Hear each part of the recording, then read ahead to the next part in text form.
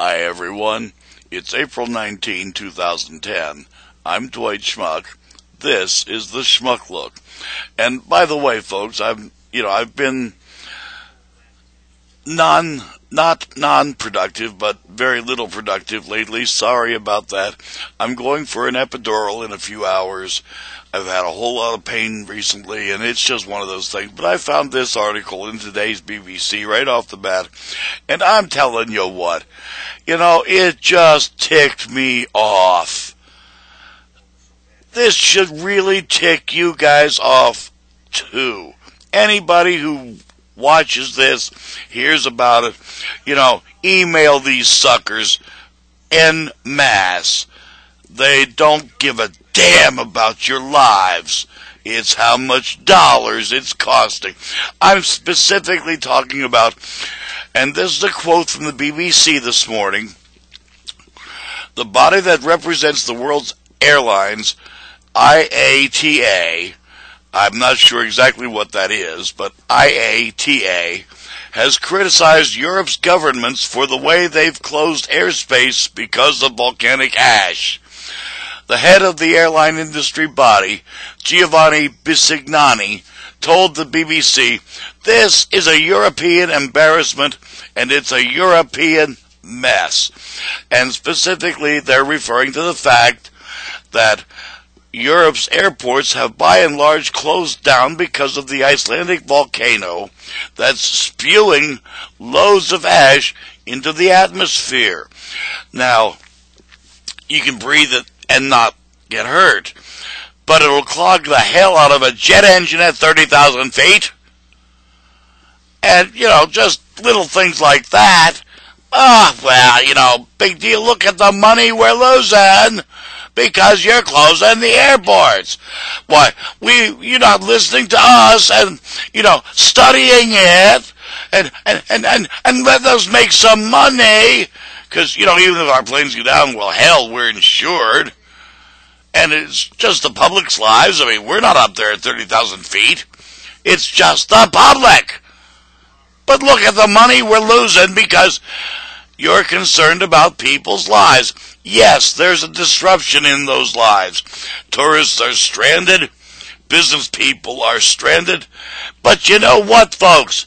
The sun came up on all of them this morning, as opposed to those who would have died because, well, the airlines would have gladly flown through the goddamn stuff.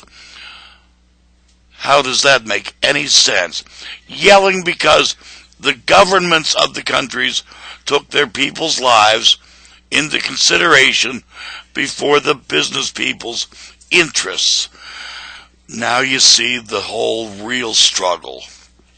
And honest to God, folks, at this point, it's no longer government against government struggle. It's people against the arrogant, elite business people at the top of the food chain whose only concern is how much money are they going to get. They don't care that there could be less of us to shovel that money into them next week because, again, they're well insured, so they can take a hit, and they're insured. You're catching my drift here. And again, it's not their butts up in the airplanes, but they think yours should be. Ladies and gentlemen, that's real arrogance at work. That is real arrogance at work. Further on in the story, at the weekend, some European airlines staged test flights through parts of the ash trail blowing from Iceland, leading to question whether the current flight bans were necessary. I'd kind of rather be real safe than real sorry. So, yeah. Now, the ship lines are offering discount fares. The railways, there's that railway under the channel, or in the channel, the tunnel under the channel, and they're giving tens of thousands of seats at really reduced prices to get people home. Other businesses are coming to the front.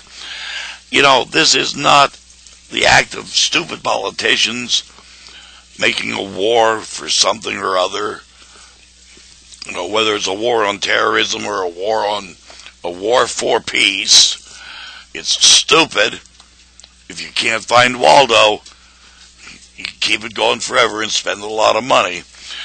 But this is an act of nature. It shows those big shots in the boardrooms. They're not the big guys after all. And ladies and gentlemen, it ticks them off. But again, they did this. They're saying, hey, our profit and loss is a whole lot more important than you being safe. Email the IATA today. Tell them they're wrong. Real quick. This time, the governments, and I don't believe my mouth is saying this, but this time, the governments got it right. They said, when this thing shuts down a little bit, we'll open them back up. But until it shuts down, we'd rather you be safe than sorry. Yeah, this time the government's got it right. 2 thumbs up, guys. I'm Dwight Schmuck. That's today's Schmuck Look. Peace, everyone.